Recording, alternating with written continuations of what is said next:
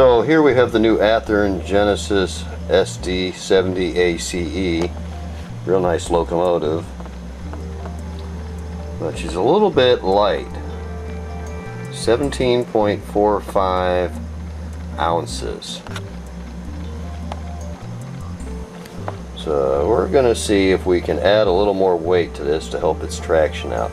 I mean, some of it's because we've got the see-through grill in the back here, which, yeah, normally you would have more weight inside the locomotive chassis, but they had to reduce that to give you the see-through effect. But the fuel tank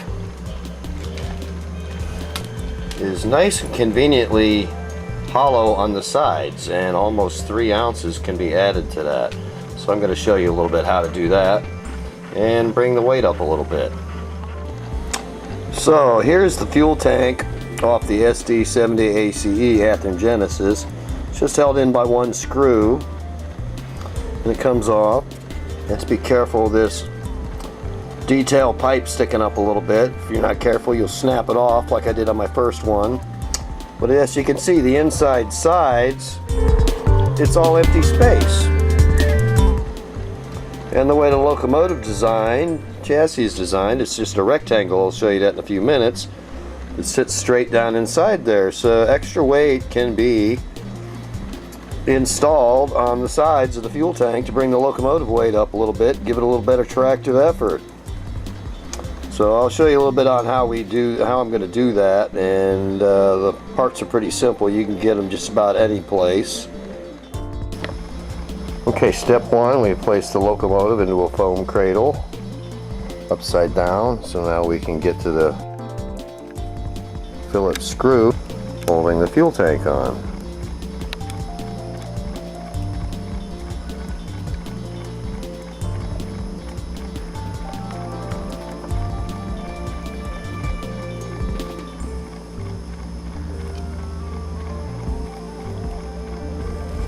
And there we go. A real tiny little screw, beveled. You don't want to lose it. You're not going to find it in the hardware store, Home Depot.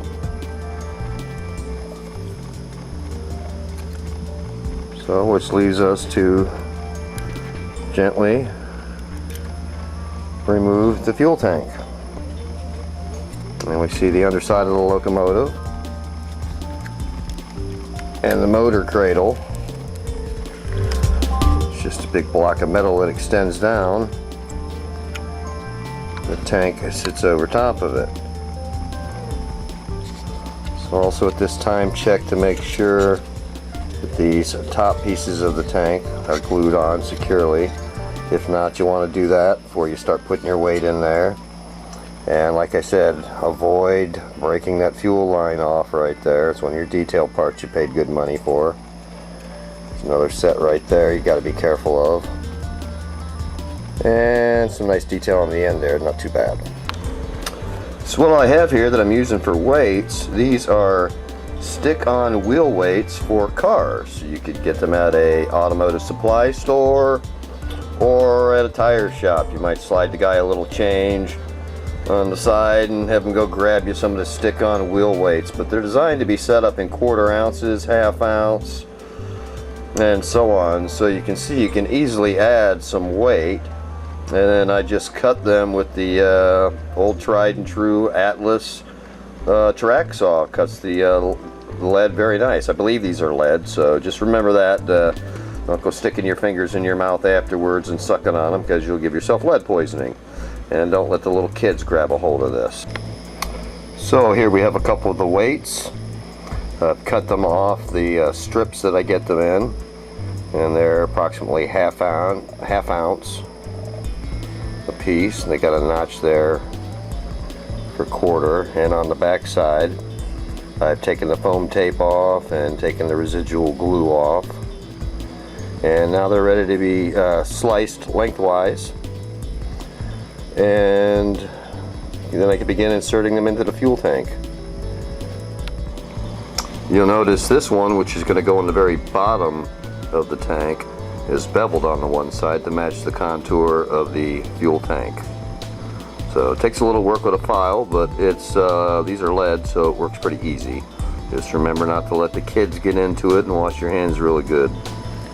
So these are some of the stick-on wheel weights. They've been cut up and filed for installation inside the fuel tank.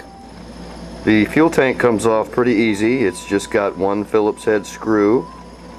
Just be careful that you don't break the small detailed parts like the pipe here. And then the filler. One on the other side also. And here you can see inside the fuel tank some strips of lead already been glued in with some super glue. And on the other side, just a couple more on that side. And I've already cut and filed the ones to fit in the remaining places. So here we have the finished fuel tank. As you can see, we got lead weights all on that side and lead weights all on that side, ready to install on a locomotive. And a very simple, easy way to add some weight and some traction. Pull a few more cars with this without having to take the body off. So there we go. Okay, there it is, installed back on the locomotive. See, just one Phillips screw right there. Done, and the fuel pipe is still there. I didn't break that one off, so we're all set. Easy peasy, a little more weight to the engine. Okay, there it is on the scale. And we started out with 17.45, now we're at 20.25. So nice little increase in weight, like I say, without having to take the body shell off and deal with any of the handrails or anything like that. So there you go, a real quick, easy way to add weight to the new Athearn SD70ACE.